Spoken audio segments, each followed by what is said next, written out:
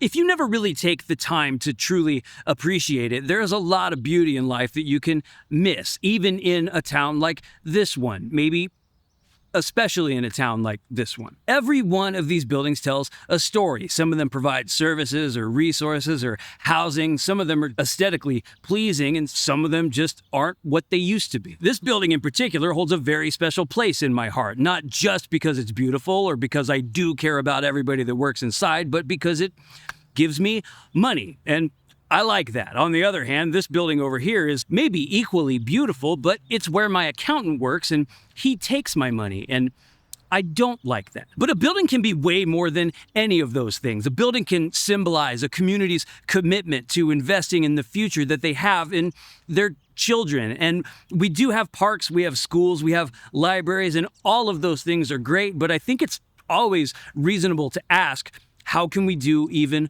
more? And what is the best story that a building can tell? If it's true that every building does have their own, how do you tell the story of a building that doesn't exist yet?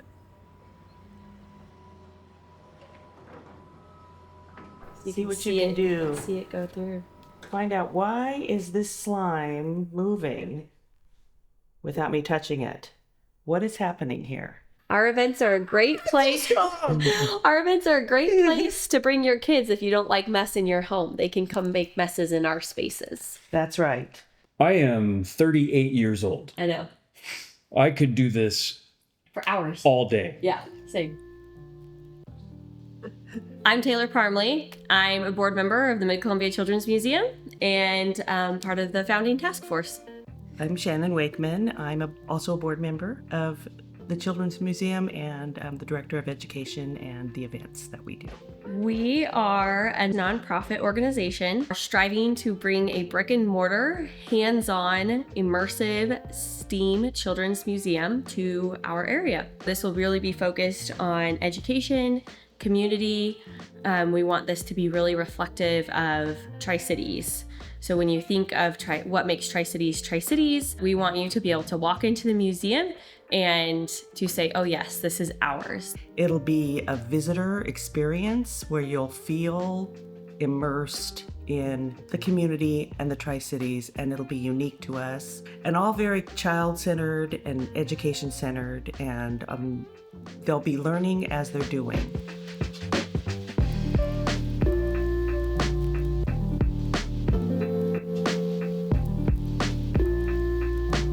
What are the challenges to getting a brick and mortar building? Getting our name out there. Getting our name out You know, just the marketing aspect of, oh, where are you located?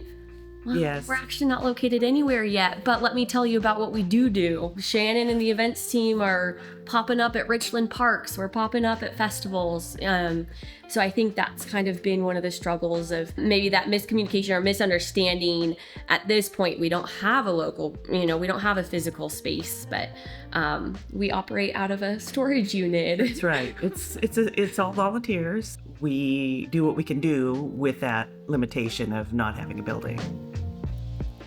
Why do you think STEAM in particular is important? STEAM stands for science, technology, engineering, art, and math. It's very much an education term, and education loves acronyms. And kids are interested in STEAM, and when it's presented in a way that is child-directed, child-centered, something that they can learn from and have it be presented in a way that's fun, it is amazing to see what kids can do. Our kids' brains are more active when they're physically doing something. We're building confidence when the child gets to be the leader of building something instead of just watching dad do it in the garage. And so you're building that confidence, and you're also building that competence. More and more, the research is showing the younger you can get these kids into these positions to be playing and activities, the better.